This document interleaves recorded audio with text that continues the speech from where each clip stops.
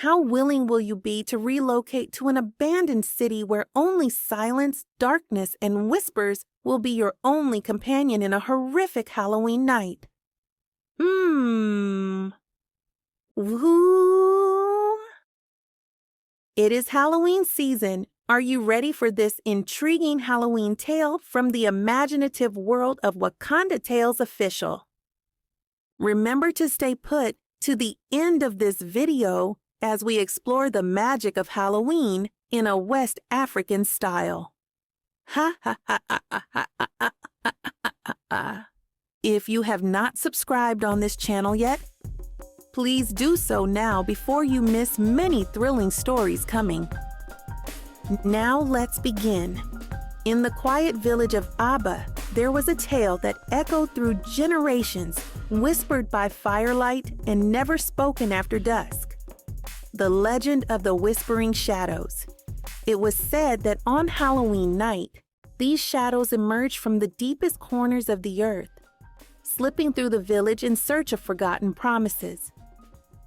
Many years ago, Aba was prosperous, its lands fertile, its rivers flowing with life. But one fateful year, the rains stopped. The once thriving crops withered into brittle stalks, and the rivers dried to cracked earth. Desperation filled the hearts of the villagers, who could no longer feed their families. Elders, once filled with wisdom, now looked helplessly toward the sky, praying for a miracle. When hope seemed lost, they turned to the one person who had always been feared, Amaka, an ancient woman who lived at the edge of the forest. She was said to be older than the village itself, a keeper of secrets and a wielder of powerful unseen forces. Some believed she was a witch, others a protector, but all knew she could commune with the spirits. Amaka agreed to help the village but made a chilling demand. When the rains return, a portion of every harvest shall be mine.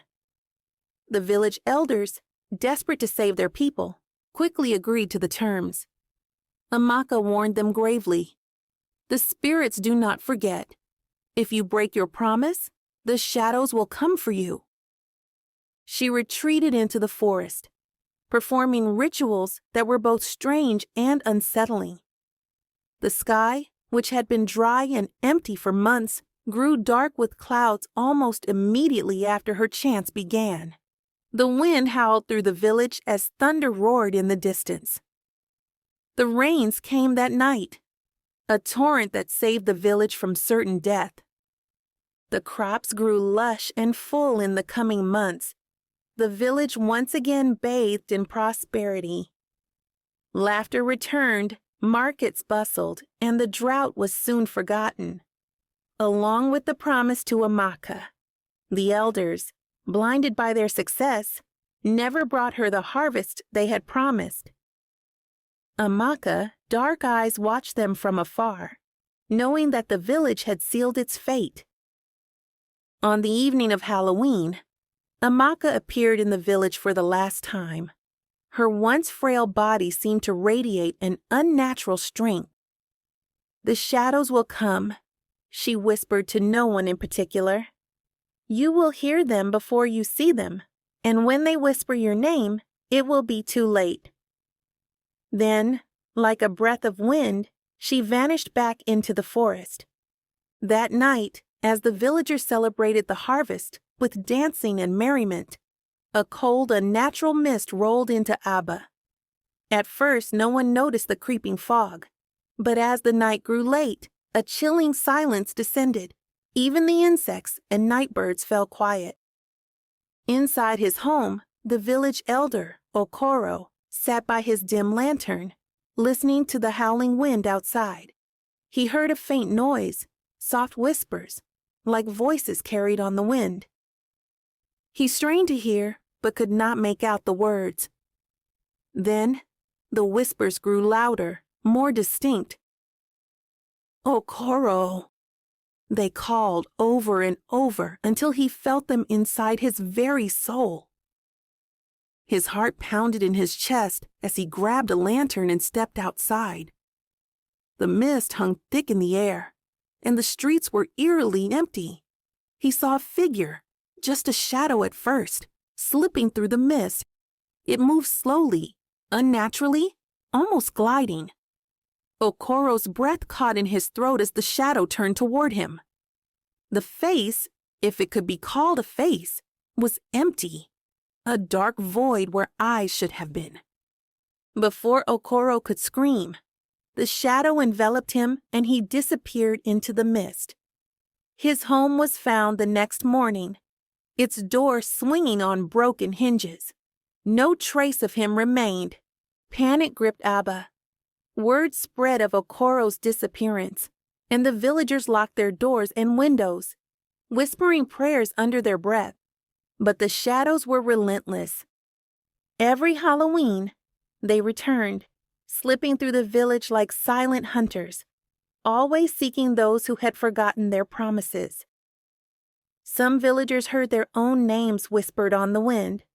None who heard the whispers lived to see another dawn. The shadows were not ordinary spirits. They were something older, darker, bound by an ancient pact with Amaka's magic.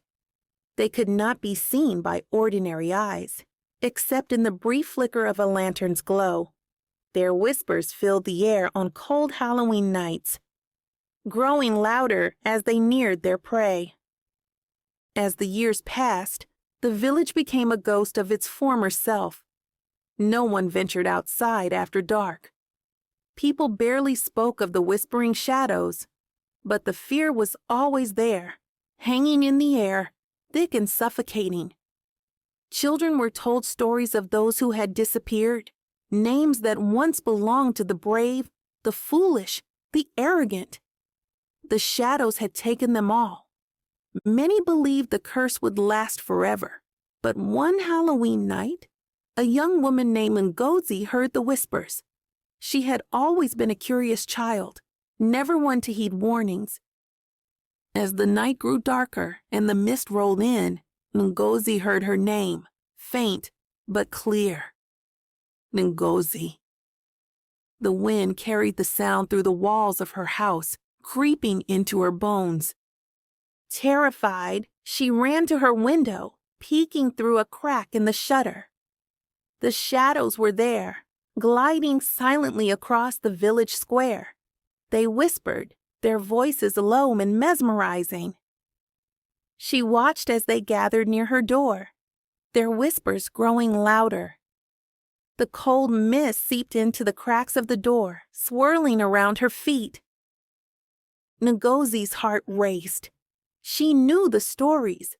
She knew that if the shadows whispered your name, you were already lost.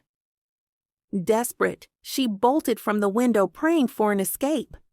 But it was too late. The shadows were inside now, their whispering all around her, and they whispered her name one last time before everything went dark. To this day, Abba stands abandoned. No one dares to enter the village, not even during the day. The mist never lifts, and on Halloween nights, those brave enough to venture near the village say they still hear the whispers. Some claim to see shadows moving just out of sight. It is said that the spirits still roam, hunting for anyone who breaks a promise or dares to forget. And the whispering shadows? They wait, patient and eternal, for the next name to be called.